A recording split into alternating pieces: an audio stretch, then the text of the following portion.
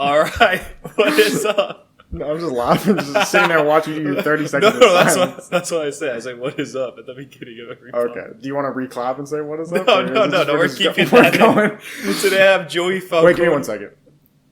Oh, yeah, I'm not doing anything right now. Oh, I see how it is. All right, I got Joey Falcone on. Hello. Joey is a friend from high school. It's been a while since we talked, so I'm excited to have you on and catch up and just have a good time. I am excited to be here with you. Awesome.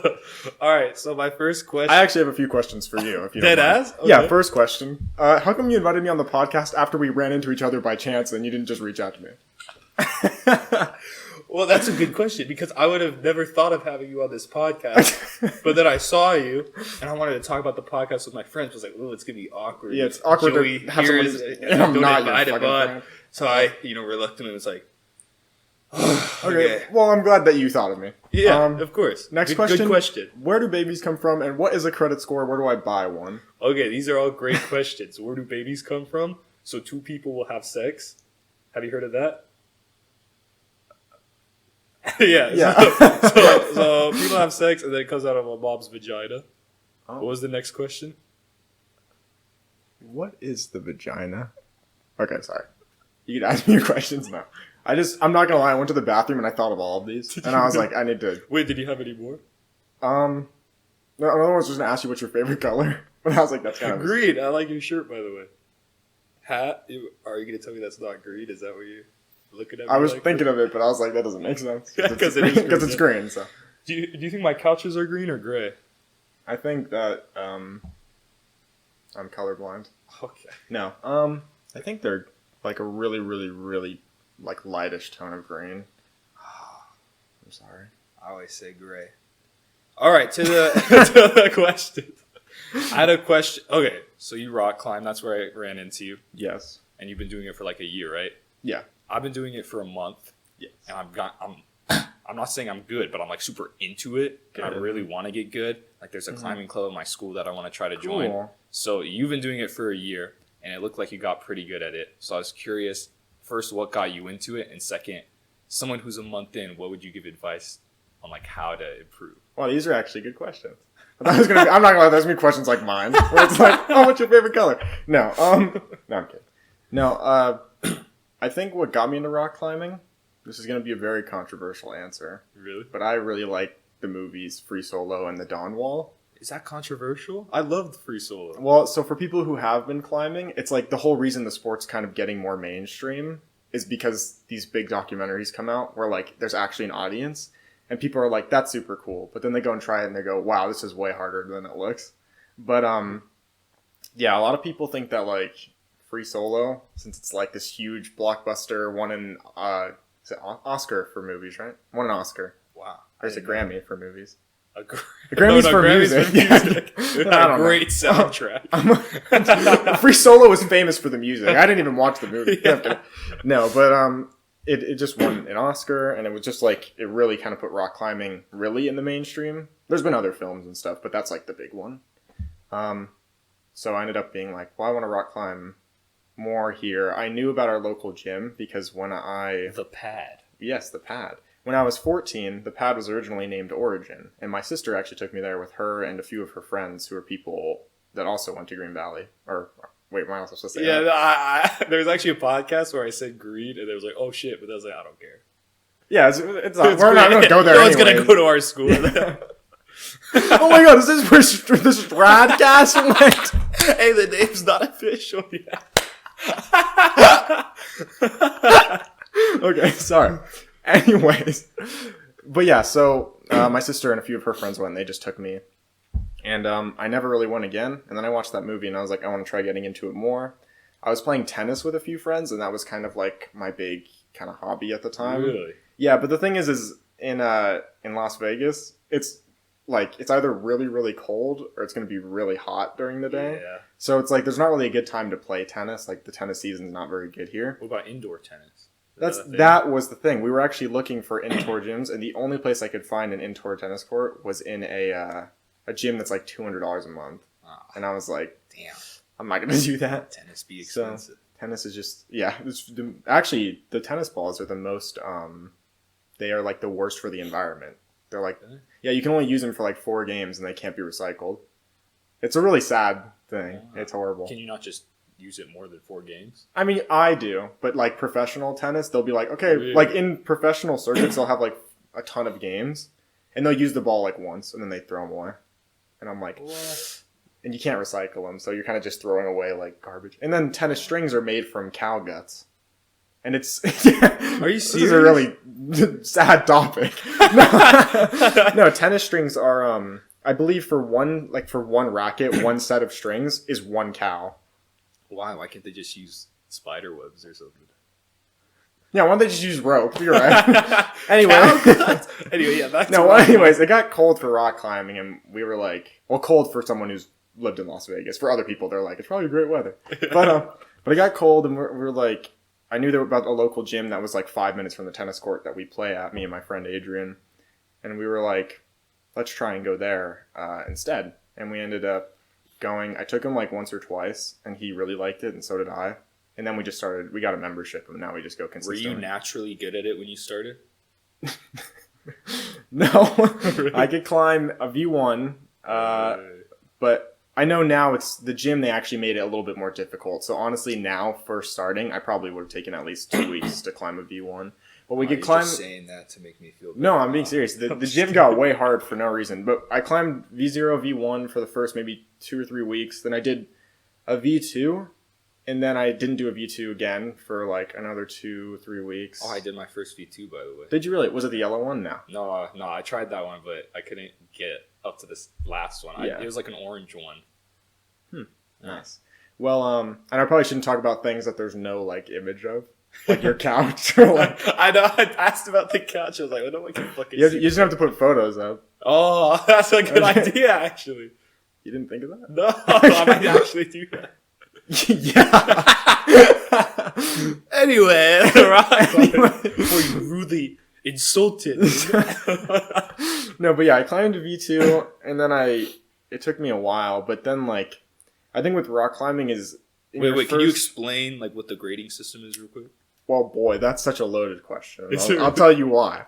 Because the grades, it's really up to people's interpretation. Because there are ones that I'll do a V6 at our gym, and I'll be like, that was a V4. But then I'll do a V3, and I'm like, what? Or I can't do a V3 because it's so difficult, and I'm like, there's no way this is a V3. Could it be because like people have different strengths, so like a V6 might be hard because like you have to push hard? That's kind of the issue when it comes to gyms. Have certain people who work as route setters, like their main job is to come in, they'll screw in their holes, put in their route. You'll see there's even initials normally, and it's the people who set them. Unfortunately, though, a lot of the people who set them, they think it's like some people are really, really good, so they're like, oh, this is like a 4, but it's like actually kind of a little bit more difficult. It seems hard to standardize. It is hard to standardize. But in like the main grading system that's used in the United States is V0 up to V17. What? I think there's technically like a system for like, I think V0 to V3 or 4 is like beginner. V4 to like V8 is like intermediate. And then like, it's like, I think. Like advanced. Yeah, or maybe it's like V8 to V10 is advanced, and anything past that, you're a pro. I saw some image, and it was a graph of all the ratings. In the bottom, it was like V17 is like 0.01% of the population can do this. V17, there's really only like, I think 2 or 3 routes that are considered V17. Whoa. I know one of them is called Burden of Dreams, and I think, I honestly could be completely wrong, because this is like the littlest bit of knowledge I have, because I don't even bother looking up that high. But, there's, like, if you look at the main V17, they just used to call it, I think, Burden of Dreams, because... Is this something that's outdoors or an indoor? Yeah, I don't think it's possible. I think you can't set more than, like, a V15 in an indoor gym, because it's, like, it has to be that difficult. So V17 is... I think there's only 2 routes, actually. I think one of them's called Return of the Sleepwalker, and the other one's called Burden of Dreams. And it's like, if you look at this wall, it just looks flat. Really? Like, it looks like, I don't know how people... Is it like all the tiny shit? Yeah, like people will try it and like their fingers will be bleeding from the... Because it just like, it's like cutting up their fingers so bad. But, yeah. So there's that. But, basically like, the grades, you'll think like, oh, well, if it goes up to 17, like 1 through 8 are probably really easy. But no, like if you go to any rock climbing gym, if you climb outdoors, you definitely won't be able to do above a V2 if you're first starting. If you go to a gym, if you're really strong, maybe like you have like a gymnastic background, you could definitely do probably V2, V3. I guess some people can do higher than that. It just depends on their like skill set. But no, the grades in between like each difficulty, from what it seems like, is huge jumps. Like it seems like V0 to V1 isn't that big of a jump, but then it's like V1 to V2 is a little bit of a jump. Then like V2 to V3, it's like huge. Then V3 to V4 is big, and it just gets bigger and bigger until you're like, whoa, like I'm climbing a piece of paper. Like it's like what the heck. So what would you advise me then if I want to get better within the next year? Well, the thing is you're actually pretty strong, and unfortunately, I climb with two other people. I climb with a girl and a guy. The girl's light, so she doesn't weigh a lot. And then the guy, he's strong, so is she, but he weighs like 140 pounds. I originally weighed 150 when I started, but I tried to gain weight because I wanted to get like muscly. So I reached 180 and now I'm going back down. The issue is though, the heavier you are, like I know you're the heaviest out of the people you climb with, it's going to be a little bit more difficult. It's like adding more weights to like doing dumbbells. No, that makes sense. Not to advise you to not eat. Well, I was about to just stop eating food. You know? I mean, that's a strat. No, a strat. a lot of professional rock climbers actually do have eating disorders. I know, that sounds sad. It's really sad. But so in reality, since you're heavier, the best thing that you can really focus on is since you're heavier, it's probably because you have more muscle. Because it's not like you're not like toned or anything like that. I mean, you're still like fat as a little too heavy. No, I'm kidding.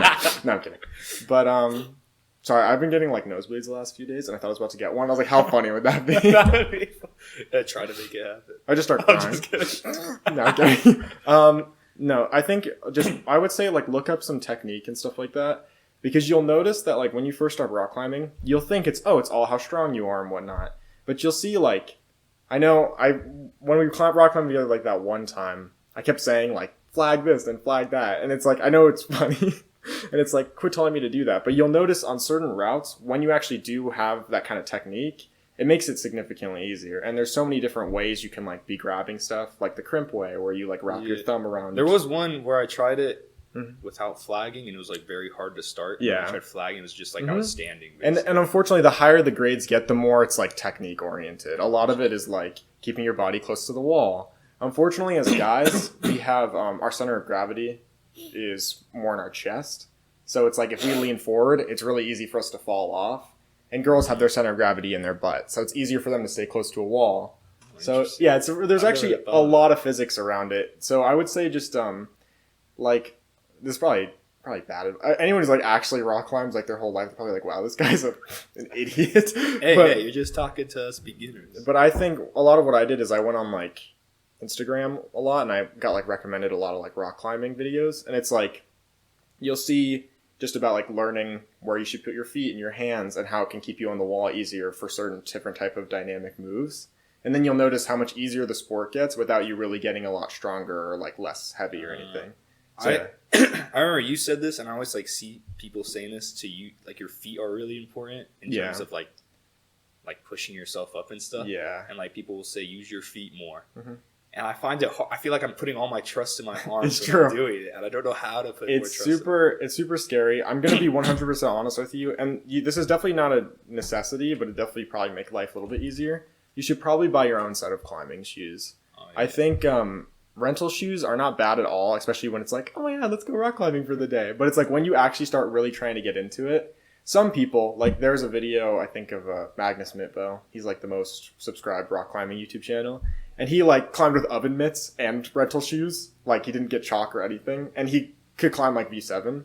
But that guy has been climbing since he was like 12 years old. He's like a mega... Oven mitts? He's like a mega god. It's a crazy video. But for most normal people... It's like having climbing shoes really does make a difference. You don't need to get super expensive ones to start with, but it'll really help you probably trust your foot a little bit more on like those little... Because I know there's like those holds where it's like they're just flat, and it's like, why even have it there? Yeah. But you'll notice when you really get your like a good shoe, or even if you don't even really need a shoe, but if you really can start to trust your foot on them, it becomes such an easier sport. And I know some people recommend trying to keep a stiff arm as much as possible, so like their arm's not bent. Because then it's not like you're keeping flexion in your like bicep. Is that a good piece of advice? That's what I've been trying to do. It is on a lot of ones because your arms won't get tired. You'll keep that good endurance, or they won't get tired as fast. But obviously it just depends on the route you're doing. Sometimes you have to have a bent arm. But the thing is, if you're going to do that, a lot of it's going to come down to keeping your feet in good places, or else you're going to pop off. As opposed to like, you could just camp, I think it's campus is what they call it, where you don't use your feet at all and you just like climb with your hand. I could do those on like a V1. Whoa. But it's like, it's basically just pull up after pull up. It's not really like, cool though. Like, yeah, but it looks cool. And it's like it's a big joke where it's like me campusing a V1 with my shirt off. So all the girls like me. But in reality, it's really not that hard as comparison to like really doing a real route. What about with the strategy where you have straight arms? Could there be like a downside where you have to kind of pull further to reach, if that makes sense? Yeah.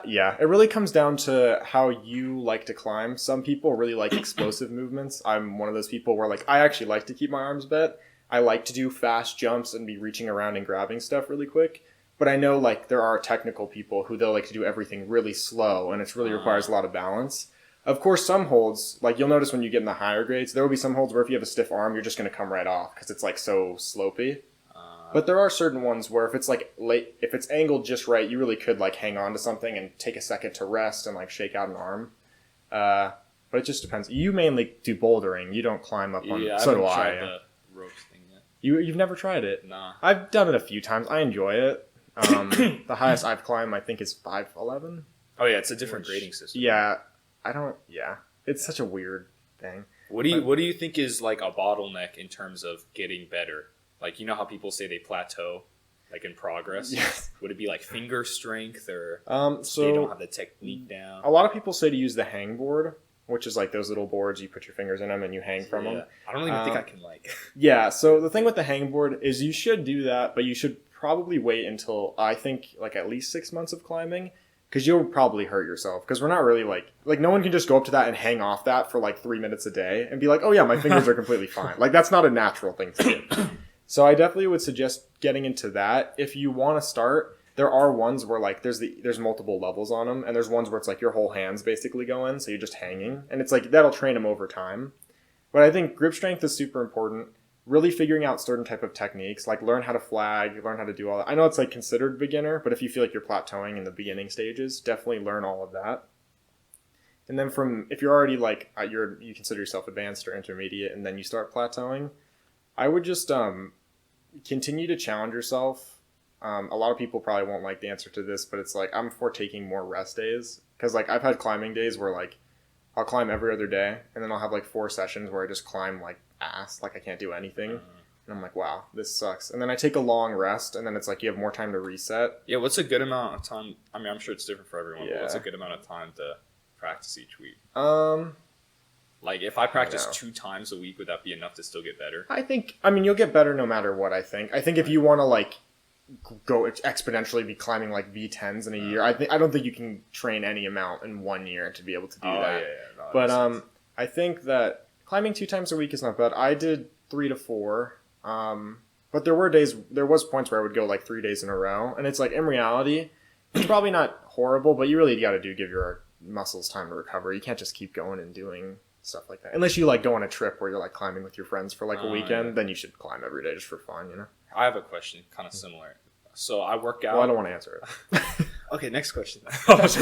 So I work out every morning, right? And so I have like a push and pull days. Yeah. So am I able to kind of supplement pull days sometimes with climbing? Like, is it the same type of exercises, you think? I would say yes. I mean, I think if you like to just do these full-on, like, all-body workouts, I think you should continue to do that.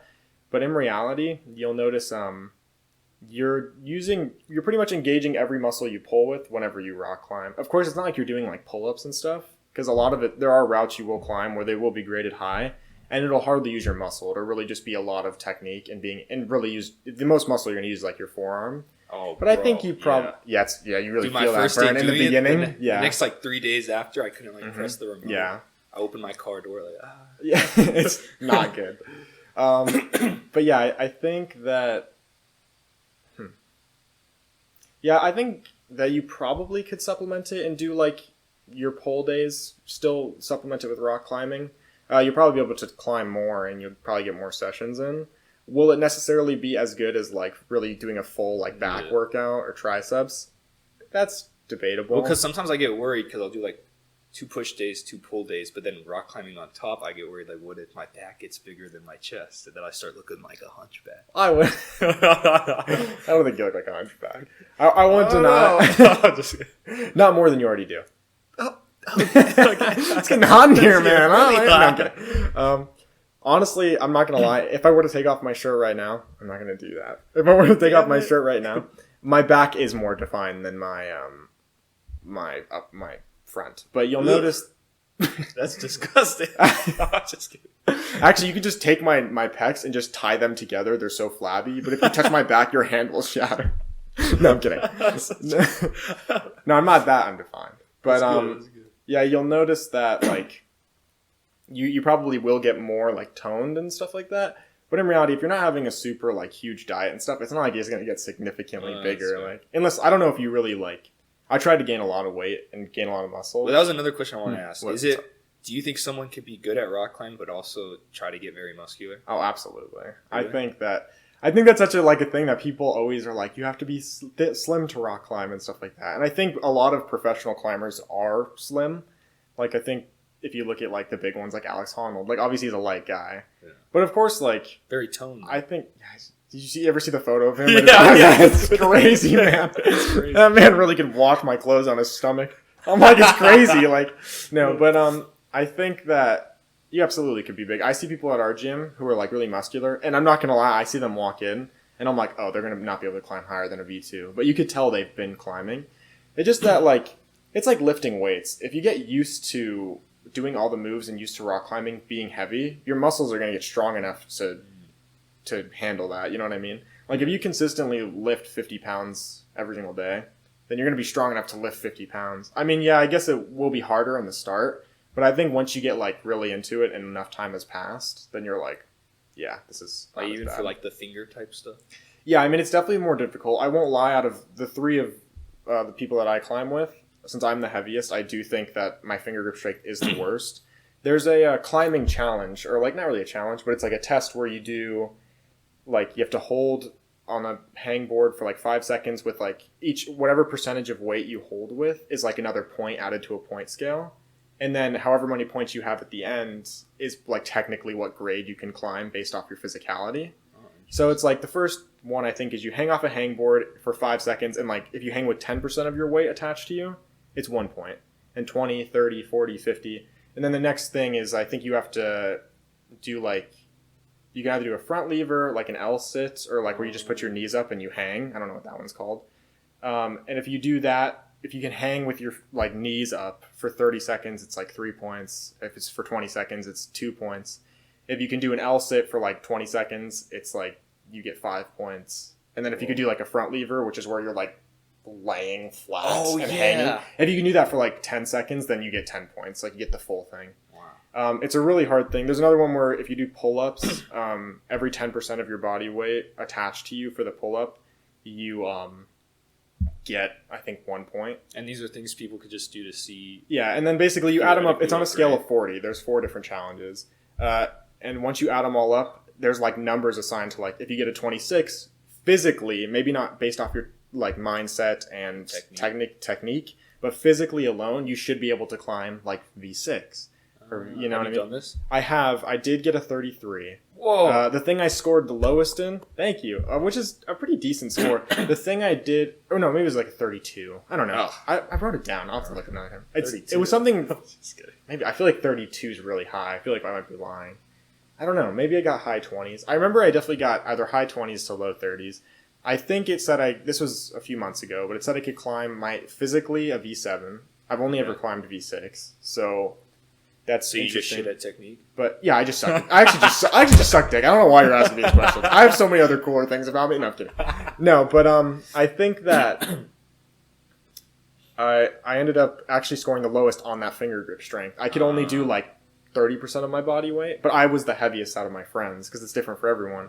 Like my one friend, the girl, she weighs like 120 pounds. So like 20% of her body weight is like not that much. Not to be mean, but it's not that much weight. 24 pounds. Yeah, something like it. Yeah, I think. Yeah, is that? I think so. Yeah, it's pretty close. Yeah, I think you're right. But no, it's like pretty. Like for her, it's a little bit less weight. For me, the thing I scored the highest on was I could do a pull-up with 60% of my body weight attached to me, which was 100 pounds. Wow. So now I'm doing a challenge right now where I actually have that girl jump on me.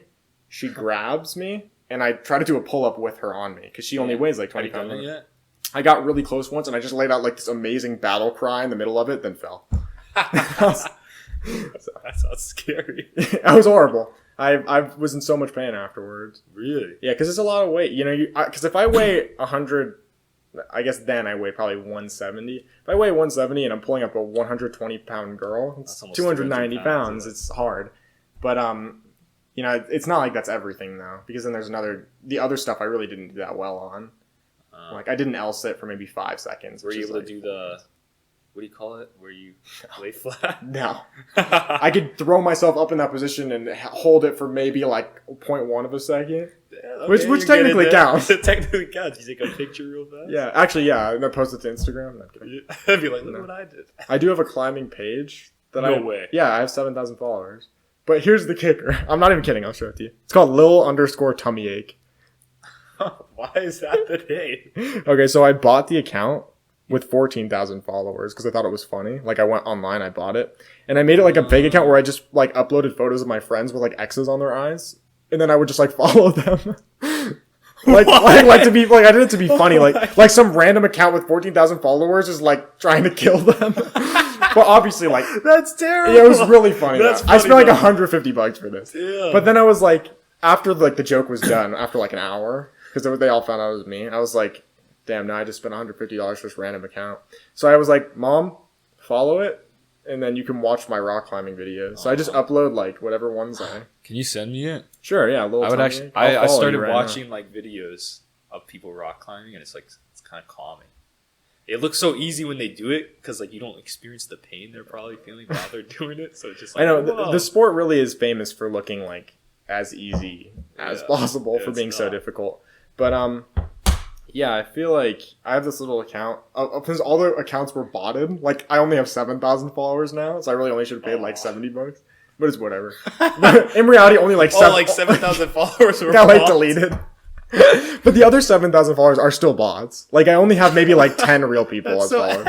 Why'd you buy it? Because it's stupid. I thought it was funny. That's fucking funny. I make way too much money on my job. Oh, okay. Yeah, that's why. I just buy dumb shit. Which I really shouldn't. But yeah, I feel like it's just a stupid account I have. But yeah, I have a climbing account technically. And technically I have followers. But technically. But yeah, I post like my random videos on there just so I don't leave storage on my phone. But you'll notice my friends. Wait, how did we get on this topic? I feel like you asked me a question and I was like, I don't really remember. I think you were talking about the challenge, and then I asked like, oh, you said you had your girl or the girl on your back, and you were trying to do a pull up. Yeah. Dude, I have your cats in the background. I have to put my cats in a separate room because they'll fuck up the whole setup. Yeah, so they're kind of they have food and water though, so they shouldn't be bitchy. Well, they just have water. No, they don't deserve the food. I'll go get rid of them right now. No, actually, Strad was telling me that if he lets out his cats, they'll lay on his charger, which is in the middle of the table right now. And his charger is so fragile, it'll just unplug it. You know what's annoying?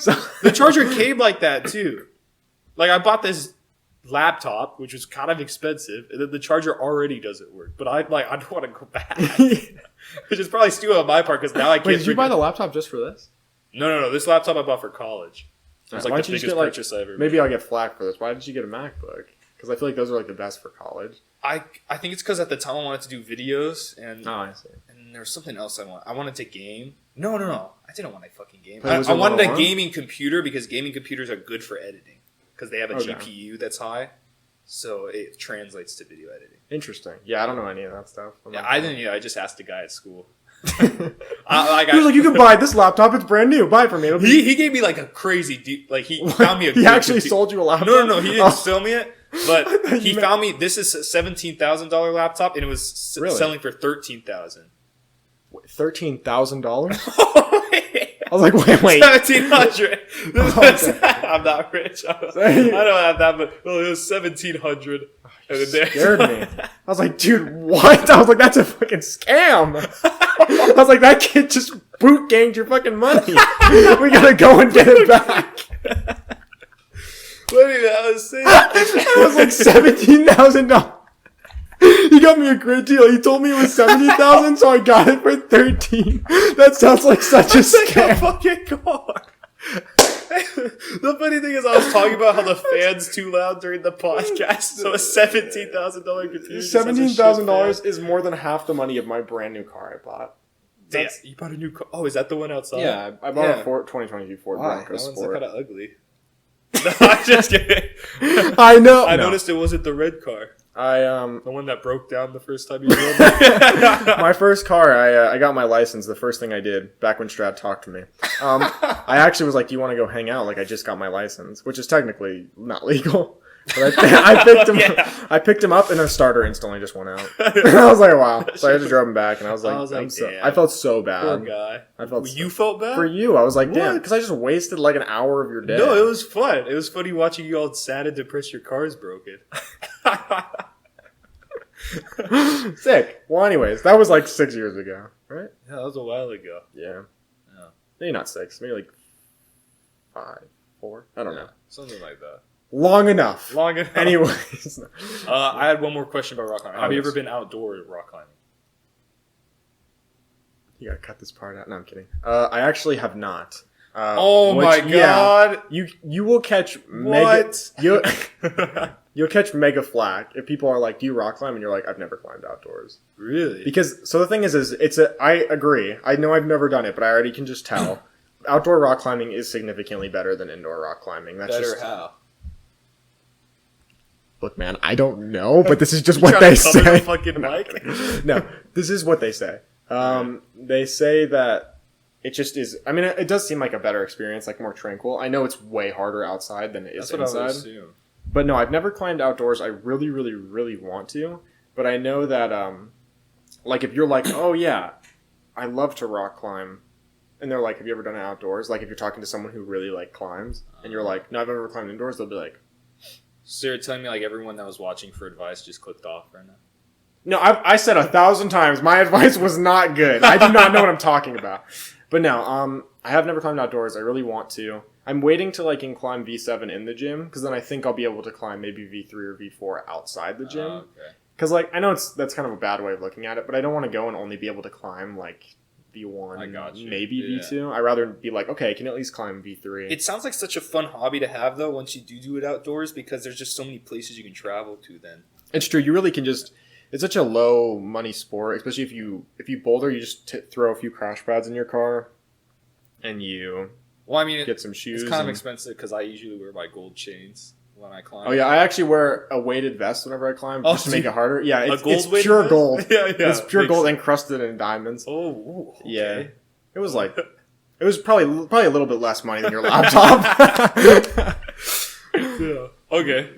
But yeah, I've never climbed outdoors. I really want to, but it is better than indoor climbing. That's like a known... Is it good to... Like, is Vegas a good place for outdoor rock climbing? Yes. Vegas is...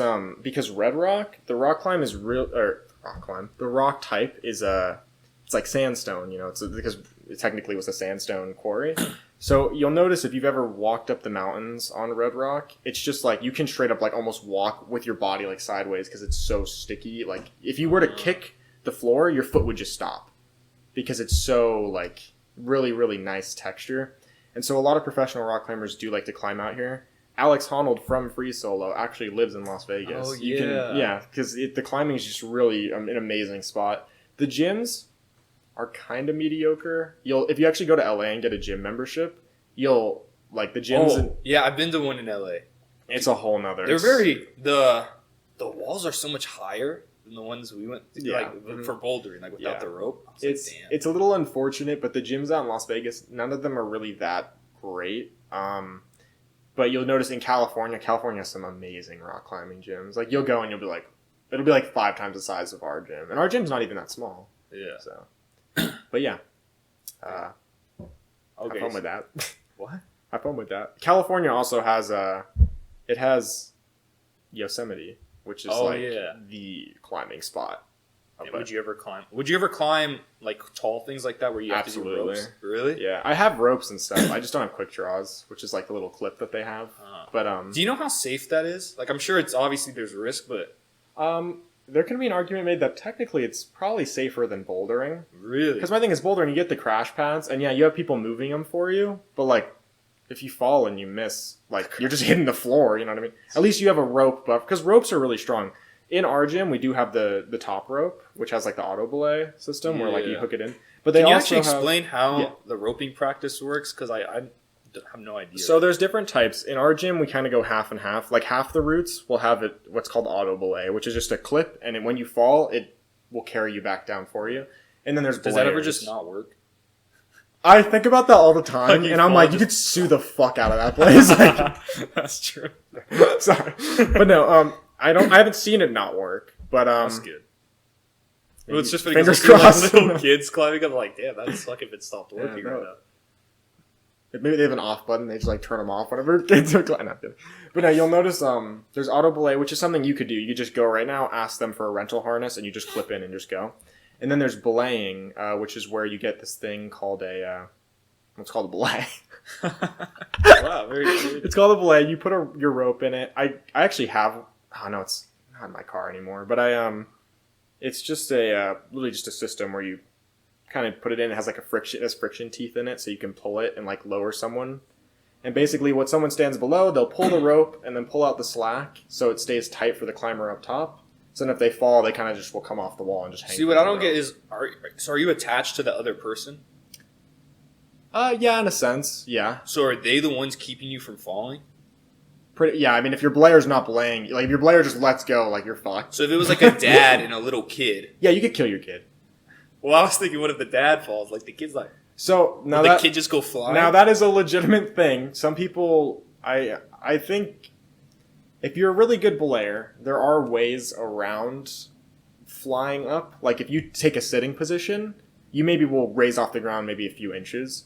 But if someone falls unexpectedly and they don't call it out, you can both fly up. Like, for example, I'll say this because you probably weigh more than I do, or if anything, we're probably around the same weight. Yeah. For sure.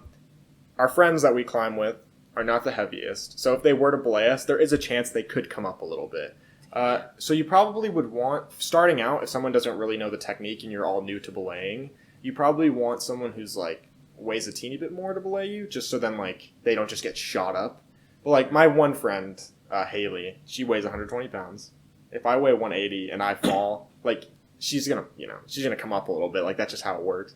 And you will see in the gym if people are lead climbing, which is where you clip in the rope yourself as you go, people do fall, and the other person does fly up sometimes. But it's not like it's not gonna fly up enough to really like the other person slams the floor and the one person flies up. Really? Okay. Yeah. So what prevents that from happening? Is it just like the friction within the... Yeah, there's these friction teeth where basically you take the slack and you pull it down. I wish I had it so I could show you. Yeah. You pull it down and it will stop the rope from moving as much, but then all the weight will hit you. So you kind of have to stop it, like you pull it to your side and then you like take a sitting position.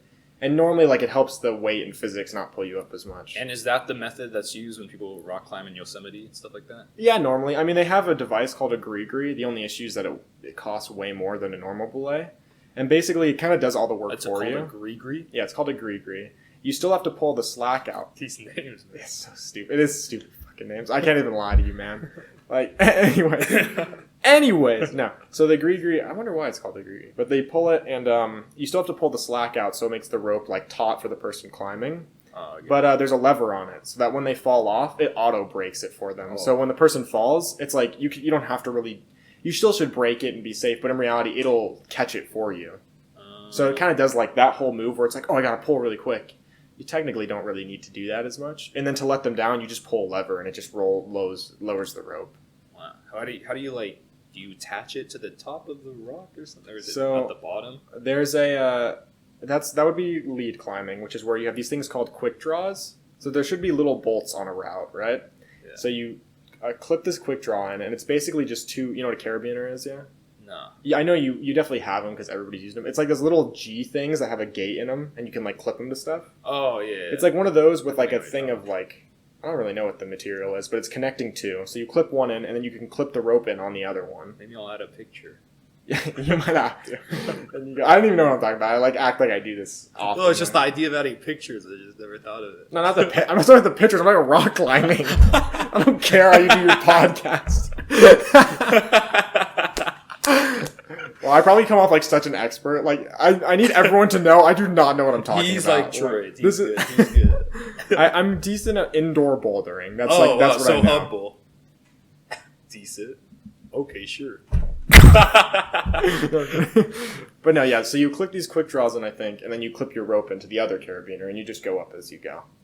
And so yeah, in reality, it's not like obviously if you're both connected to the bottom and the person just climbs, there's nothing that keeps the rope from having them just fucking hit the floor. But so it's. I want to move on to something else because I have another thing I want to talk to you about. But real quick, is it so instead of falling all the way down, you just fall as far down as like your last thing you clipped in is? If that makes sense. No, you can fall past it. It depends on how good your player is doing. If they're keeping a lot of slack, then it's possible you could fall off the wall and you only like if you're hanging off the wall, you only move like a foot from it. Like you not even go down at all if they're really keeping it taut. But if they are like not pulling the slack as quick, or sometimes if you climb just really fast, sometimes you might get a little less lucky. Or if like you do a dynamic move and you were to like jump for something, which I don't know if you've ever seen videos of people doing like the jump move like 1,000 feet in the air. It's like, what the fuck? But you see stuff like that. When they're doing that jump, it's going to have more like momentum pulling them down. So the person will probably fly up, so that person will probably fall a little bit more. But no, I'd say rock climbing honestly isn't as dangerous as it looks. It's more like once you get past the height, it's pretty safe. I mean, of course, free soloing it hurts not that bad. Free soloing's super easy. I do that all the time. I don't even bring that up. No, I'm kidding. Sorry, I didn't mean to hit your table. I didn't want to unplug your charger. It's fine. It's still plugged in. Just don't do it again. No, but free soloing is incredibly dangerous. You have to be an extreme expert. I would never do that. Yeah, people who do that are just crazy. I don't know. They're like literally their brains just don't get the same sense of fear physically. It must be. I mean, well, you see videos like some people who I know that one guy talked about the climbing YouTuber. He actually did a video where he came to Vegas and Alex Honnold convinced him to free solo a really easy route. And you'll see the difference between like Alex is this. They're both probably on the same skill level. They're both super amazing climbers, but Alex is like he doesn't process that fear as much. Where like you'll see Magnus was climbing right under him, and he just is terrified the whole time. Yeah. Even though it's like a super easy route. Like if you had a rope in, he probably could do it in like 20 minutes. It's so easy. Like but he's. You know, it's gonna be scary. It's scary. Because like literally just like 10 feet up, it's kind of scary. Yeah, it's like you might get hurt because they don't have crash pads for that. Oh, wow. So it's like because once you point. reach a certain point, it's like it doesn't matter. Oh, big enough crash pad. Yeah, we actually just bring trampolines. Just jump to the top. Just bounce houses. I haven't been in one in a while. Have a faker laugh. That was a real laugh. I know. Hey, Jimmy Fallon, okay? Anyway, it's a really good Jimmy Fallon joke. Wow, we just spent like 40 minutes talking about rock climbing. You're actually pretty right. I have other fun things about No, I wanted to ask about your work. Is that all right? No, yeah, you can. Well, because you said you work, I don't know if you still work at it. You work at like a mobile... Urgent care, yeah. Urgent care. So like, what is that? So... Well, let's start from the beginning. When I graduated high school, the first thing I did was got my EMT certification so I could work on like ambulances and stuff. I worked on an ambulance for a short period of time, and then I got an opportunity to actually make... What are you laughing at? I was laughing at the bouncy house. Yeah, that's funny. No, anyway, I worked on an... No, you can laugh. I'll just talk to the audience. Hi, Mom. I worked on an ambulance for a little bit, and then I actually got an opportunity to be like the supervisor of like EMTs at a water park for a season, and I worked at Wet n Wild in Las Vegas. I didn't know you were the supervisor of EMTs. In the beginning I wasn't, but I got like I thought you were like a janitor or something. Yeah, no, I actually just swallowed the water. I didn't even work there. You were like I just went there every day to drink. No, but I did work, and that was just really fun. It was really easy work. Everyone I worked with was like younger, and it was just a lot of fun. I made a lot of really good friends. They're a lot cooler than you.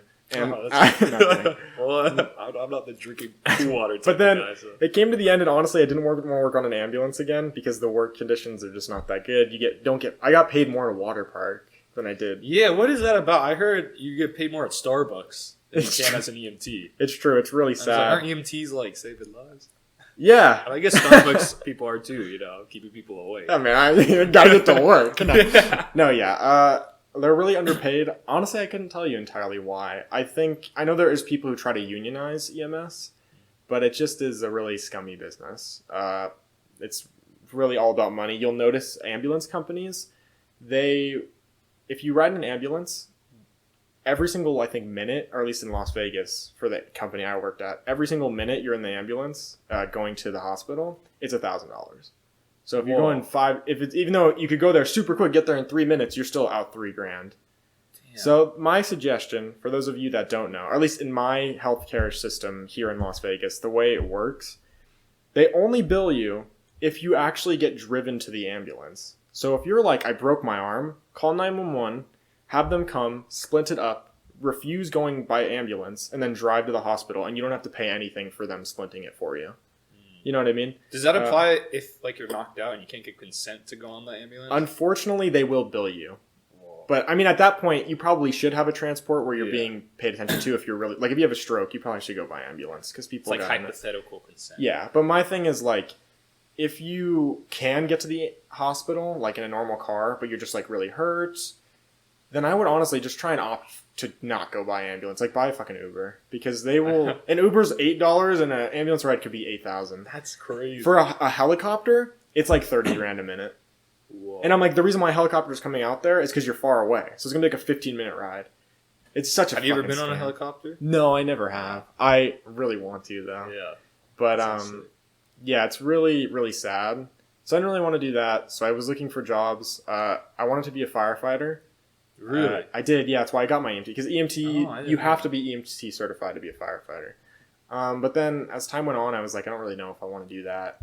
So I ended up looking for jobs. I decided I wanted to be a nurse. Because that's like, kind of when you're an EMT, it's like you either become a paramedic, a firefighter, or a nurse. Like, that's your options, yeah. Okay. Or, well, I mean, you could do anything. But that's like what a lot of people tend to go to. So I decided...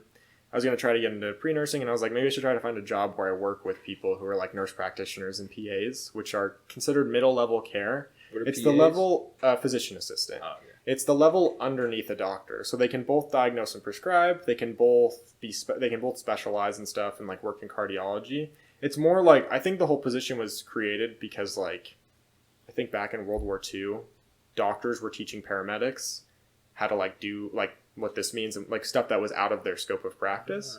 So they're like, whoa, like now I can identify when you need an amoxicillin and stuff. And they're like, so let's just make our own title. So they became physician assistants. And then during World War II, nurses were being taught the same thing by doctors. So they're like, okay, we'll make nurse practitioners. That's how those two were kind of formed. So there's a difference between a nurse and a nurse practitioner? Yes. Oh, a nurse is just, a nurse is probably one of the hardest jobs ever. But yeah, it's just shitty work conditions. They get paid decent money though. But a nurse is someone who does exactly what you think a nurse does. That's like the whole thing. And then there's a nurse practitioner where you can go back to school for 2 years and you get a degree that allows you to diagnose and prescribe. You can work in primary care. So like you could be like, if I was a nurse practitioner, I could be your doctor. Really? Like, yeah, you could come to me and you're like, hey, I need to get my high blood pressure medicine refilled.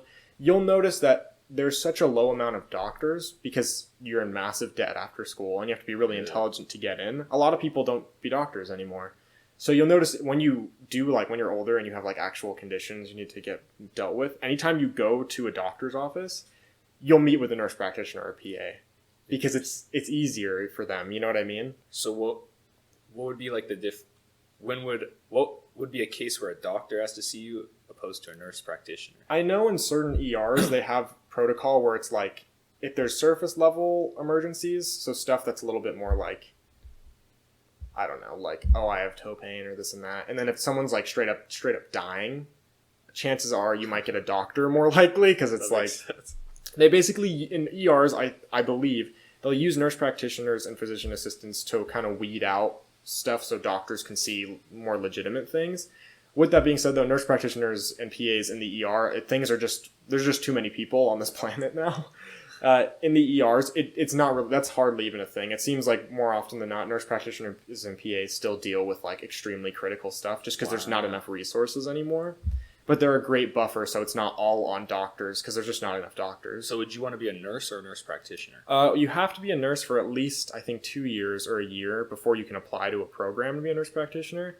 I work with nurse practitioners for so long. They all say I'd be pretty good at it. They all like me. So I think I want to be a nurse practitioner just because they're super... All the people I've ever worked with, like, I just look up to them.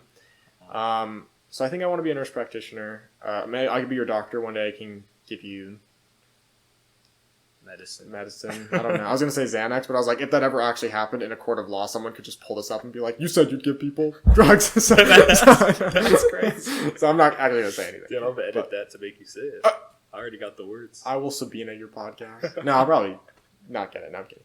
But yeah, so there's that. They also make really good money. They don't make as much as doctors, but they also own a lot less debt than doctors. Yeah. So it just depends. I know there's a nurse practitioner that's like called an anesthetist, a nurse anesthetist, which is a nurse practitioner, and they make like $300,000 a year. But that's like they're the people who put people to sleep for surgery.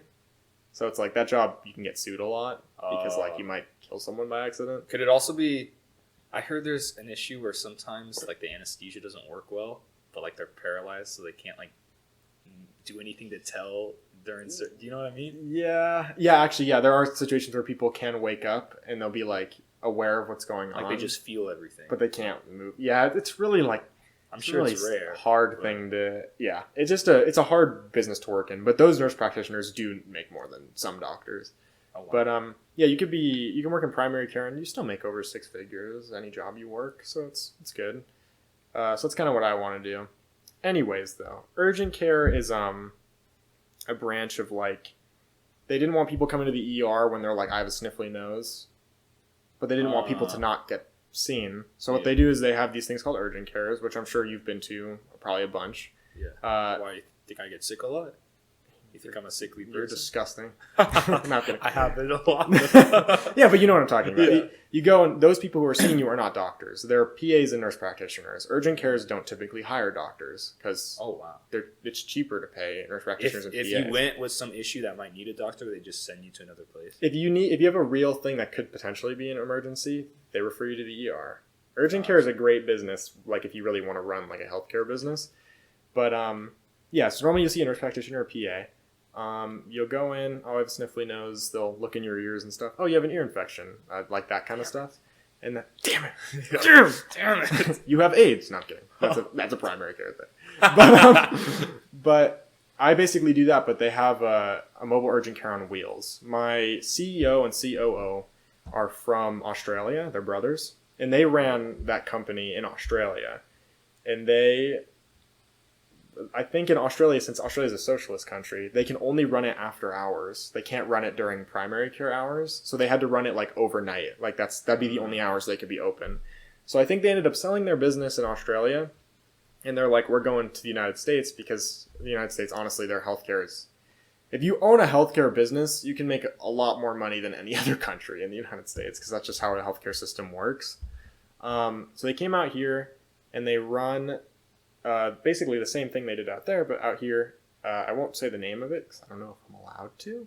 But it was a startup company. I've been working there longer than any other EMT that works there. Yeah, whoa. I'm the oldest employee. Wait, how long ago did it start before you got there? Only about a year, I think. Wow, so you're kind of like... Yeah, I'm one of like their oldest... I am their oldest employee, actually, in all the departments. That's so cool. Yeah, it's really cool. Is it very small? Like, is there not a lot of... well, there's only about 4 people in their management. Like our it's really kind of a crazy experience because when you go from working at a company like AMR, like it's like corporate, like it goes up, like there's thousands of people in management. But for me, like I can walk in and the first office with the door open right there is the CEO of the company. That's cool, like, though. Hell yeah. You know, I feel like it's cool to be a part of something like that. It's really cool. You get to really see them grow.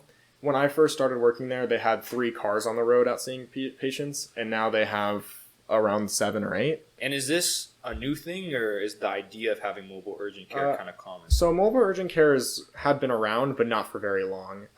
What's funny, though, is if you really think about it, the concept of a doctor coming to your house, that's the only way doctors operated 300 years ago. We even have patients that are really old. The oldest patient I've seen is 106. But you'll have patients that are like 90 years old and they're like, I remember when I was younger, the doctor used to come to my house when I was sick. But for some reason, they kind of did away with that as time went on. So they're kind of bringing it back. You'll notice one of our slogan of the company is return of the house call because doctors used to make house calls. Oh, that's cool. It's a really cool business and they're really nice people working there. Sometimes I help out with like some of their business stuff just because I've been around for so long. I do like employee interviews for new EMTs and stuff. Yeah, it's kind of cool that it's nice to work somewhere where it's like, it's not like I just have seniority as an employee, like I am the senior employee. Like I've worked there longer than majority of the people in the management. because I've just been around for so long. How did you find these guys? I just randomly looked up EMT jobs, and I was looking for anything that wasn't ambulance related, and they just came up. I applied. Honestly, I'm surprised they hired me because my interview sucked.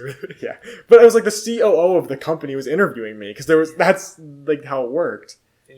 But it was they're really great though, and honestly, like they're all a little bit younger, their management and stuff. So it's like they do like little socials. We did like bowling once. So they're cool. Yeah. So that's why I'm actually part of insider trading. No, I'm kidding. No, they're not listed on like a stock. Do you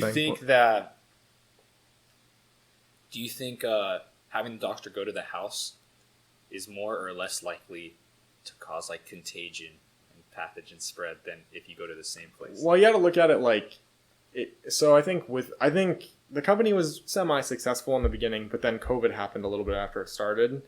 And let's just be honest, nobody wanted to go and wait in waiting rooms because they were scared about getting COVID. So the business, honestly, like I will never forget seeing like our whole company as a whole saw like 12 patients in a day. And then like I went to work the next day and they saw like 40 because it was just like people were terrified. That makes so much sense though. When lockdown was going on, it was like we were getting a lot of people because people didn't want to go to the emergency room or urgent care or like to an actual urgent care. So we kind of started being preferred over them. And then you'll notice when you go to an urgent care, you sit in the waiting room for like 5 hours. Yeah. But people notice that if you call our urgent care, you might have to wait 5 hours, but you get to wait at home. So you can play video games, do whatever you want. You know what I mean? So yeah, it's a really cool business plan. What was it like working during COVID? Like just mentally, were you scared at all? Well, my mom has MS. So technically she's immunologically compromised. It was scary in the beginning because in the beginning with like the first kind of like variant, it was a lot more like nobody really knew what it was. Yeah. Like I think the news kind of blew it out of proportion because I think they were probably making a lot of money off of that stuff. Yeah. And so I think they really were trying to make things seem a little bit worse than it was. But in the beginning, it's like nobody knew. So I was like, yeah, it's kind of scary. But as time went on, we realized that it's obviously nobody wants to get it, but it's a little bit more manageable. And I think now, like COVID is still around. I still have patients that test positive. But now I think it's like the variant, we've kind of caught it enough where it's like the variant's a lot less strong. If you get it, it might be like the equivalent to like having the flu or even at this point, honestly, like having a cold for some people. So it's a lot less scary. My mom did end up getting COVID and she actually grew 4 legs.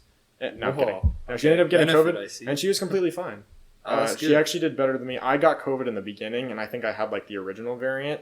And I'm not gonna lie, I was in bed for like 8 days. Really? Yeah, it sucked. I wasn't like gonna die or anything. I remember I got COVID like December of 2020. Yeah. And I just remember like the first week was pretty bad, but then afterwards it was fine. But I just had a cough, and I was always tired for like the rest of the month. Yeah, I lost my smell for like 3 months. Did you really? Yeah, I did. 3 months? Actually, I got COVID in December at the end of December too. What? Yeah. Oh, we should have saw each other. Dude, we should have like hung out. No, I was in bed for like 7 days. It was pretty trash. But no, it was actually pretty fucking horrible. No, but yeah, it was a little bit of an issue there. But is it extra scary? Because like, you know, other people say, oh, I'm afraid to go get groceries because I might get it. But you're literally seeing people who probably have it. I think now you're definitely okay to go out. I think if you'd like to wear a mask, you can. But honestly, even now, I don't think masks are that necessary. But like you personally during, like, because you said you were working at this place when COVID happened. Mm-hmm. So like you would visit people, right? Yeah. That like are sick. Mm-hmm. So it's like higher chance of having COVID. So it's like you're just more at risk. So in the beginning, there was medical gowns that they wanted us to wear. But then they noticed that it was the summertime and it was 120 degrees outside. So we're not fucking doing that. So we did wear N95s, gloves, sometimes a face shield. It just depends on just who we were working with that day. But honestly, as long as you keep everything clean and you're really safe about it, it's, you know, like the masks are really strong. Like especially, maybe not the paper ones aren't as strong, but like if you get like a real like N95, it keeps out meningitis. We've known that for years. So it's going to keep out COVID as well. It's less likely that you get it. When I got COVID, honestly, I don't even think I got it from work. Yeah. So, yeah. Okay, here's the question everyone's been wondering.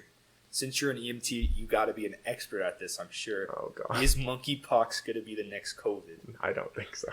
I think what Let's just trust my word, ladies and gentlemen. No. EMT certified, right? I honestly don't know a lot about monkeypox, but to be 100% honest, I think, not trying to get political at all, I don't really have a specific stance on like COVID and stuff like that, but I think that it's without a doubt that talking about COVID and stuff like that pulled in news ratings and stuff. And I think now that it's kind of died down, the news are like looking for something that they can really throw in people's faces. So people start giving them more money. Because that's just, COVID made a lot of people a lot of money. Of course, I made your company a lot of money. But for you guys are helping. So I mean, if you look at that at the time, technically you're considered a small business. So it's like, it's a little bit better than like we're giving these like people who already are mega rich more money. But it's more like I think that monkeypox probably isn't going to be as bad as people say, but I think after the news sources probably saw how much money they could make from COVID and talking about it, they're probably like, oh sick, now we got a new thing we can make a lot of money on. That's what I think. I say that now, but in 3 months we might be all locked in our houses for monkeypox. That's what scared me so much, because like the morale of people went so far down when COVID happened, right? Because you're locked up, and I was just thinking, all you're hearing about is if another virus happened right after, I think so many people would kill themselves. It's true. The suicide rates went up in teenagers when lockdown happened. That's so it's sad. Really, really sad.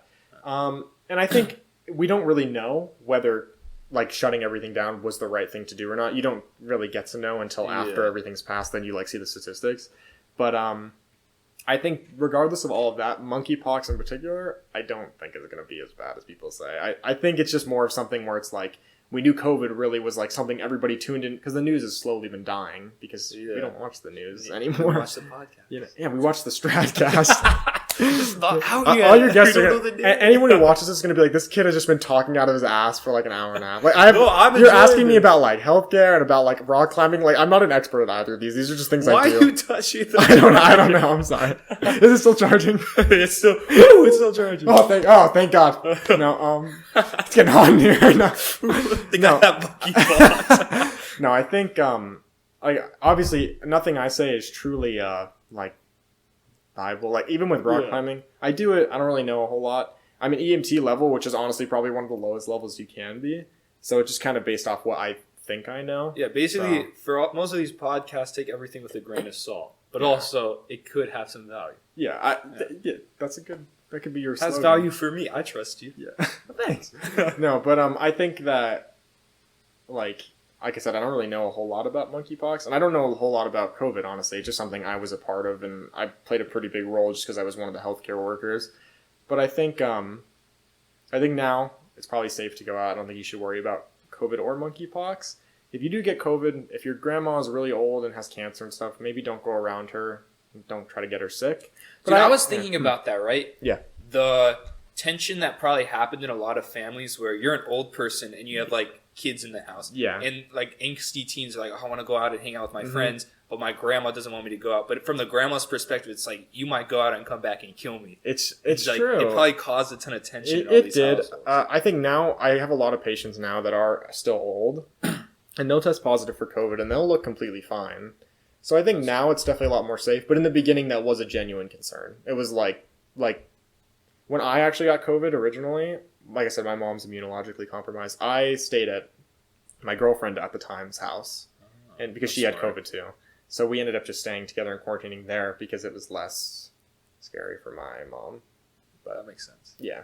I had a question more about EMTs in general. Yes. So I know other people who are EMTs, and is it common for people that are EMTs to like talk about patients they've seen and like crazy shit they've seen? Yes. It's normally, if you know, is it frowned upon in the community or not? Someone told me it's like, you're a bitch because you have nothing cooler to talk about if you're talking about your EMT patients. Who told you that? I'll tell you after. You gotta tell me after. No, I think that there's definitely some cool stories you can get out of it. I think more often than not, I don't really know that many people who tell like these horror stories because like I don't think it's really cool to share that. But I'll definitely tell funny stories. Of course, technically, if you want my legitimate answer, some of it can be considered a HIPAA violation, which is it's the Privacy Act where you can't reveal someone's medical information. So obviously, if I was like this person, It's like John Smith. John Smith, Penis had ruptured. AIDS. Like I can't like if you say stuff like that, that's a HIPAA violation. So technically, it could be frowned upon in that sense. So is there a chance there is a John Smith out there that has AIDS, and then they could see? Well, I've never seen John Smith with AIDS. Okay. I'm sure he exists. I'm sorry, John. But, Sorry, John. But yeah, it would have to be like someone I saw. Like I could tell you right now, I had a story once where like this guy, he was like he had a severed penis, but it's like I'm not like really giving out that much information. Yeah. So it's Wait, like is that an actual story? yeah. Did His you find- testicles were swollen like a basketball, dude. We're not even talking about that. Wait, did you find the penis? No, it was cut off a long time ago. He had a catheter and he ripped it out, and it was just a weird day. Oh, Yeah. but it's like you can tell stories, and like that's more of like a funny one. I mean, it's gross, but it's like I don't know that many people who are like, yeah, I saw like a baby in a microwave. Like I don't know, like who says that? Oh my god, it was You know, so sick. You know, it was dope AF. Oh god. But no, yeah, I think that it's I mean, I think people who do tell their stories sometimes they're really funny, and I think that it's okay to do that. Do you think there's part of like telling the stories to each other, especially to other EMTs, kind of helps with the whole mental drain that it could have on you? Yeah, it certainly is a mentally taxing job. I think that talking about it is never a bad idea. I know like it's kind of a joke where everyone's like, "Oh, you use humor to cope," but in reality, most people use humor to cope. Like just to be honest. Would you say EMTs are like super brass with their humor, or just have dark humor? So EMTs is, I think it's considered paramilitary, which means it's like kind of a branch of military. Whoa. And if you've ever met people who are in the military, it's like kind of in the culture to be cursing and be like, fuck this, fuck that, fuck. And you'll notice in EMS, it's kind of the same way. People curse left and right. Firefighters love to just like throw out like random, say stuff like that. And that's completely fine. Whatever helps get you through your day. It's a stressful job. Yeah. But yeah, I think that in talking about your patients and stuff, it definitely helps. I think if you are like legitimately sad, a lot of EMS personnel I've worked with are very big on like talk about your feelings, like tell us how you feel, which is kind of funny when you know that they're like fuck this, fuck that, but in reality, like that's their way of telling their feelings. Yeah, in reality, because you see some horrible stuff, so it never hurts to be like, maybe we should, you want to talk about it, go get, I know some people get like, firefighters will go and get beers after work when they have like a tough call. How do you personally deal with it? Does well, it like affect you? I just talk to the voices. Not kidding. No, personally, I use humor. If I really, really am down on something, I'll just talk to whoever about it. But normally, I'm actually always been pretty good with like that stuff. It doesn't really get to me. That's good. But who knows? I have a theory that people that play violent video games would be great at being EMTs because they're already desensitized. I mean, see, in reality, that's probably partially right. But it's like you never really, like when you do CPR on someone, you break all the ribs they have. Yeah, I remember when I found that out. I was like, why the fuck would I do it then? Yeah. I don't want to break their ribs. Well, but here's the thing. It's really easy to be like, oh yeah, you break their ribs. Like, good to know that. But when you go and do it and you break someone's ribs and hear the cracking, absolutely I have. I've resuscitated, I think, 8 people I've brought back to life. And I think that when you really do that cracking, it's way different than just like talking about it. And that's why I think that like it's easy to be like, oh, you're desensitized to gore and blood, but it's like you don't really know until you're like, oh my god, like that's a dead person. And then you know, like you don't really know until I was thinking about that. I've never seen a dead person. Yeah. Like a dead body. Mm-hmm. And I'm sure you've probably seen Yeah, I have. Yeah. Some of them was my fault. Not kidding. Oh, God. It's getting kind of hot in here. What about, you said you've delivered babies before, right? I did deliver a baby once. What was that like? Did you know how to do it ahead of time? Fucking disgusting. Really? So, delivering a baby is not horrible. Okay. It's the miracle of life. Yeah, but it's just that, like, a lot more stuff comes out of a woman's vagina when she delivers a baby than you think. Like, it's not all baby, man. It's gross. I heard sometimes they poop. So, yeah, then you gotta, like, you they have could have been in a your suction mom's thing, so you could, it's called I think it's meconium is what they call it. No, it's an element, isn't it? Eucum? I don't know. I probably seem like such a horrible EMT. It's like a little blue suction thing, and basically if the mom shits and the kid's like mouth and eyes, you suction out their nose so they don't get poop in their mouth. You probably had poop in your mouth when you were born. You're literal That's shit. probably why it turned out like this, huh? Here we are. Got poop in my mouth. No, but I definitely think that this all happened when I was like 18 years old. Damn. Yeah, I'm turning 21 in a Dude, when less you have than a month. wife though and she gives birth, you'll be like I'll fucking know. I have Give me that suction cup. Get this poop out of his eyes. I have considered being like, it would be kind of cool to deliver my own child, but then I'm also like, why? You're gonna cut the umbilical. How do you say it? Umbilical cord. Umbilical cord. No, but I'll just cut their penis if it's a boy. Oh, that's smart. Yeah, dude. It could be like your one patient. Oh shit! Just tell them to keep the catheter in. The testicles will be huge. No. Yeah, I think that you kind of see a lot of really interesting stuff. It's been a really amazing learning opportunity. I feel like I've done so much more than someone my age, which is really cool. But in return, I think my biggest thing is I kind of feel like I lost. It's gonna sound like such a movie thing. I kind of feel like I lost my youth a little bit because like normally I notice everyone else my age are like out doing stupid stuff and I'm like out working like 12-hour shifts, like seeing horrible things, and like other people will complain about their like 6-hour shift at Target, and it's like I let them, I'm not like an asshole about it, but deep down it's hard not to be like, you don't even know, you know what I mean? But that's just kind of the issue with EMS in general. I know a lot of domestic abuse happens with EMS personnel because like they come home and it's like they don't know how to explain how they're feeling after what they see, and like their husbands and wives can't really understand it because it's like they don't work in that, you know, so it's just like a hard thing. It's really sad. A lot of suicide and a lot of domestic abuse in EMS. That's a very big thing. It's really sad. Yeah, I feel like there's already the risk of like you're meeting patients that are probably sick, and then, you know, or people that could be like crazy a bit. Yeah. And then, but like I feel like people don't notice also the added on like mental stress. Yeah, it's really, really like, sad. I didn't even think of the domestic abuse thing. There is a EMS week, but it's like the companies that you work for, it's just like corporate bullshit. Like they'll give you like, here's a t-shirt and a pen, and it's like you can have life. Like I think the statistic is I think you're just as likely to get PTSD as an EMS worker than as you are to be a soldier deployed in Iraq. Like I think that's a legitimate thing. So it's really, really sad that that's something that's so overlooked, is because it's like, yeah, you see horrible stuff, but it's like, it's more like when you get home and you like have nightmares and stuff, because you see really traumatic things, you know? Yeah. But, you know. Damn. I mean, I'm completely fine. I scared you. Yeah. He scared me. I'm glad you're fine, Joey. You gotta edit that really quick so it's you jump.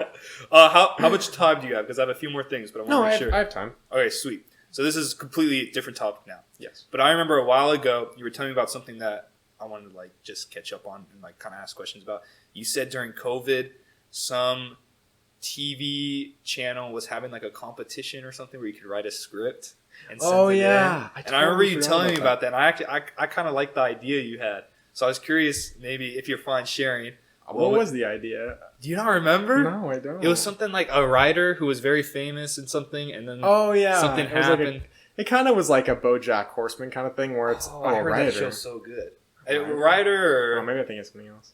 I don't know. It basically, I remember the idea was he was like in his prime, and then he wrote books maybe or something, but then he couldn't. So something where like he wasn't making good books anymore, and he had like this big house, and he was just trying to rewrite a book. Yeah, basically, I actually didn't ever end up writing very much of that. I wrote a little bit. I write for fun, but I wrote a little bit of it. It basically was a show about a guy who was like a super rich guy. He's made a ton of money off of like a Harry Potter series that he wrote, but every book he wrote after that just absolutely sucked. And so he basically is like this, he lives in this huge house, he has all this stuff, and he kind of just hates himself.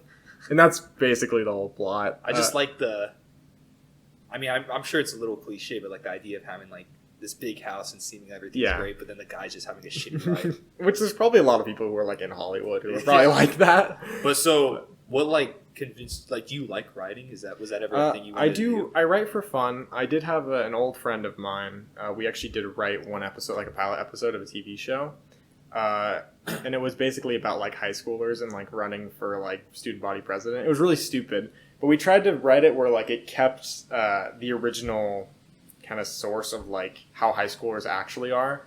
So we always figured we kind of wrote characters that we would play, and I would be the main bad guy. His name was James. Okay. And he basically is like the definition of like one of those like assholes that just like is kind of like not like a jock, but he kind of like he plays sports. He's mean to a bunch of kids that are less popular than him. He like vapes and stuff. So like we try to keep it like more realistic. And the thing I really like writing about that jokes is it's not necessarily that I like writing. I like writing really funny like jokes. So that's kind of what I go for. Actually, Brianna was actually a character in that show. Really? Yeah, she played a character named Liberty. I don't remember getting my invite. You could, but we don't write that anymore. But I'm totally joking, Joey. I'm not bad. where's my invite to this podcast? You had to run into me. But no, so to be completely honest with you, it's kind of sad that you bring that up. I never ended up submitting anything for that. Oh, really? But I actually think because COVID, it probably didn't. They probably canceled it. Would you ever want to write in the future? Like let's say you see some fucked up shit in EMT, you're like, I can't do this. Maybe. I mean, as a career, I don't know if I'd ever really want to pursue that because it's such a dangerous kind of thing to do. And honestly, I'm not that good of a writer, but I do enjoy it. Like, it's something I do in my free time. I kind of have like 3 main hobbies. Let's hear them. I play guitar. Something I really. Yeah, isn't that weird? Did you play guitar when we knew each other? No. Okay, so it's a new thing. I only picked it up So I do this thing where I try to learn a new skill every like month. So I can do yo-yo tricks. I can do magic. I can do a kickflip. You could do magic? Yeah, I can ride a skateboard. Wow, that's actually really cool. But there are it's kind of, I can only do like a few tricks. But still though, it's just like having it's just random stuff. I can do yo-yo tricks. It's really like just really dumb stuff. But You're the whole party, exactly got a yo-yo. The whole reason is like whenever it randomly comes up, like when someone is like, "Oh, here's this old yo-yo I have," I just grab it and do like this insane trick. They're just like, "The fuck." That's kind of the whole reason why I learned it. But there's 3 main hobbies I really do consistently, which would be guitar, rock climbing. And then I bought a trailer, and I own 2 kayaks and 2 paddle boards. So I go kayaking and paddle boarding a lot. So those are like my main things. But then the rest is like I try to learn how to ride a skateboard. I still play tennis, but it's you don't have not that good of weather to do it. Yeah. But yeah, how'd you get into kayaking? So I ended up going to Lake Las Vegas, and I rented one for a day. Love that place. So yeah, I go to Lake Las Vegas. I rented a kayak for 2 hours, and I really enjoyed it. And I was like, I gotta buy my own. So I bought... just the one time? It was good. Yeah, I really am not a very... Like, I invest a lot of money, but the money I have left over is gone, man. Hey, bro, you gotta have some fun. I have a lot of fun toys and stuff. So I bought 2 kayaks. I bought a 10-footer and an 8.5-foot one. If you ever want to go, I know you're gonna leave soon, but if you ever come back, we can come back for winter. Oh yeah, for sure. I actually have a wetsuit. So technically, you could. Okay, sweet. But I'll hit you up. Yeah, so I went kayaking, and I really liked it. I bought 2. Me and my ex-girlfriend used to go.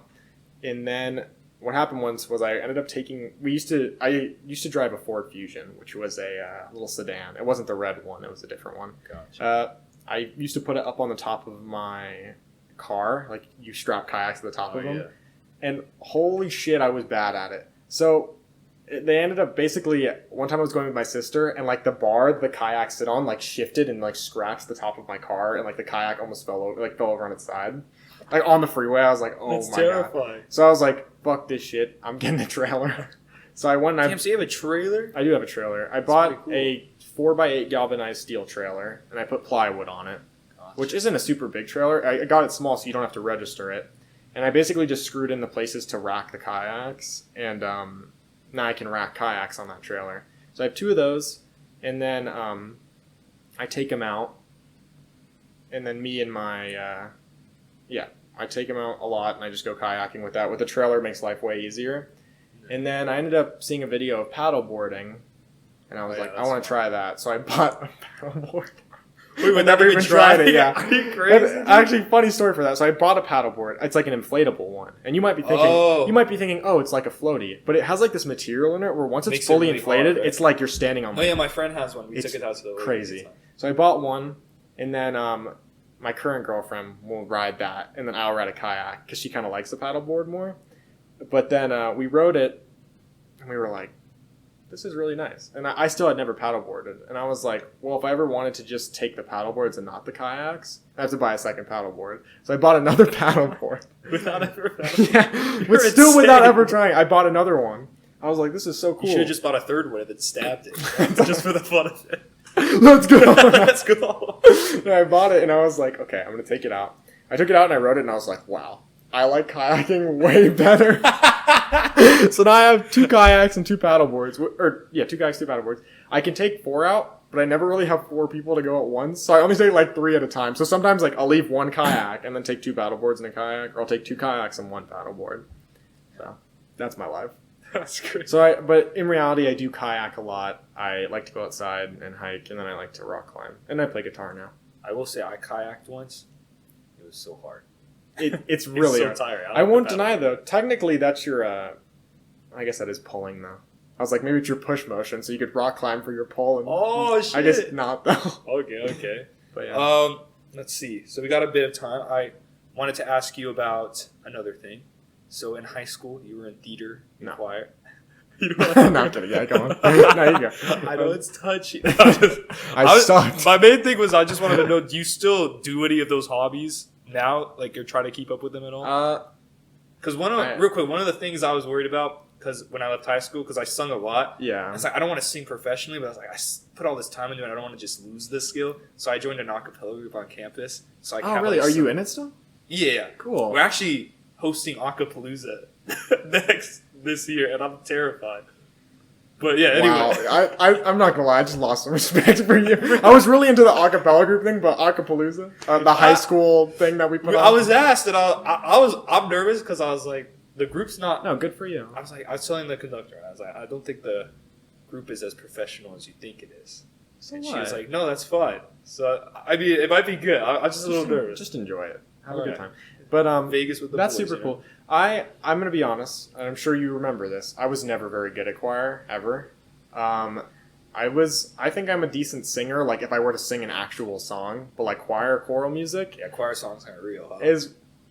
Yeah, no, I'm kidding. No, choir songs are real, but it's more like singing voice parts and stuff. No, it's completely different. Yeah, I don't think I'm very good. I do enjoy it, but it's more like I just enjoyed having all my friends in that class and stuff. Yeah. For theater, I only did theater my senior year. I tried out for the advanced group and got in just by like chance. And that, I actually don't do any acting or anything, but I honestly would love to. I really like to, I don't know. I think it's such a cool thing. I think acting is like, choir is more like, I did that for my friends. Acting was more like I just genuinely enjoyed acting. And I think in the beginning I wasn't very good at it, but I think as time went on, I got pretty decent at acting.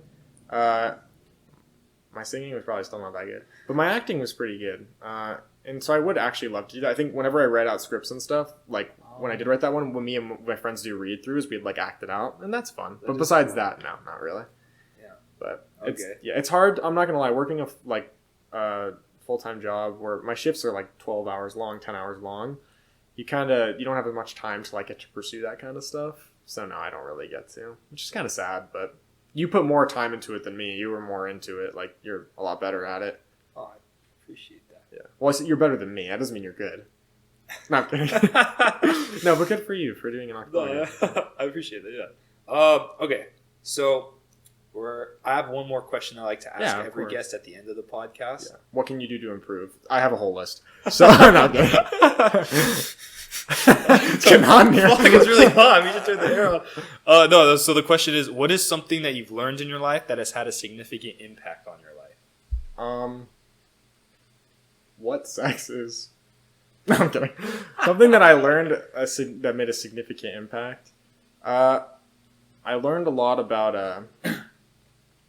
So, I worked with one nurse practitioner a lot, who was a psychiatric nurse practitioner, and she taught me a lot about like how to identify manipulation and stuff like that. And I know it's like a weird thing to say, but I just feel like a lot of people kind of can have like a little bit of narcissism and whatnot, and I probably do too, to be honest. But it's like you notice people say manipulative things, and before you're normally just like, oh, that's a weird thing to say, but now you realize it's from a deep-rooted like this person's a certain type of way. Not to go writing people off when you're like, that's a red flag, of course. Like I still have friends and stuff, but I learned that when you learn to identify those things better, you know how to handle if that person gets like a certain way, how to kind of cut them out of your life. Not to be like cut everyone out of your life. That could be like a negative thing. But if you're dealing with a certain type of like person, I think I learned a lot. Wow, this is not answering your question. This just I probably something that. No, it is because you're saying something that you learned that. I feel like I learned a lot about how to kind of get people out of your life if you feel like they're not necessarily a positive influence. That's why I stopped talking to you. No, I'm kidding. But so you're just on the podcast for clout, huh? Because I got so much of it. Hi, Mom. No, Strad's always been great, but it's just more like I feel like the moment you learn how to like it's okay to get negative influences out of your life. I feel like I kind of dealt with a lot of stuff from years ago, but I instantly learned then that it's like when someone's acting a certain way or they're not good towards you, even if it might cause turmoil for a while, it's probably better to not have them around in your life than to keep them in like. No, I actually think that's a really good point. Because I think it's really hard for people. I'm not saying cut people off, but it's really hard for people to cut people off. The second podcast I did with my friend Andrew, he was talking about how he had a friend group. Yeah. That basically he was trying to grow and like mature, but they were kind of like giving him shit for it. Yeah, so he it's decided true. to kind of stop hanging out with them as much. It's really hard to to do that. It's really hard to be like, because in some cases you might lose like all your friends, and you might be like, I'm not gonna have any friends if I do this or that, and it really sucks. And and you might care about those people too. I cared about all of them, but it's just like sometimes you have to just do it for like your own growth. And so I think that really teaching yourself it's okay to get people out of your life and like things will work out in the end. Or there might be some points where I didn't have any friends anymore, but then it's like you just make more. There's more people you meet. Like I'm assuming your demographic is going to be younger people. I don't think 90-year-old people are going to be watching this. So I think if you're young and you're like, I have this friend, but it's scary to do that and you don't know how they're going to be and whatnot. If you feel like they're a negative influence, cut them out and then go from there because you're still young. Like there's so much more that's going to happen. It won't even matter years later. I feel like it's important to kind of set standards for yourself on what you want out of a friend. Yeah. Like when people are like surround yourself with people who you want to end up being, that is absolutely true. If you surround yourself with people who are, not that I never really surrounded myself with people who are like scumbag, like drug addicts, but it's like if you were to surround yourself with people who were like drug addicts and stuff, you probably are not gonna, it's gonna be a lot harder for you to succeed because you'll have people kind of holding you back probably.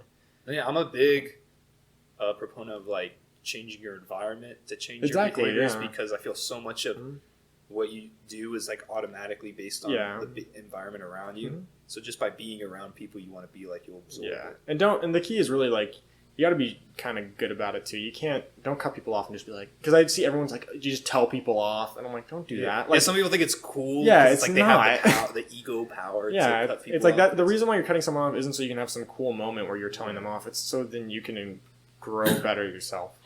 So in these situations where you've cut people off, have you tried beforehand to talk to them about why you're not?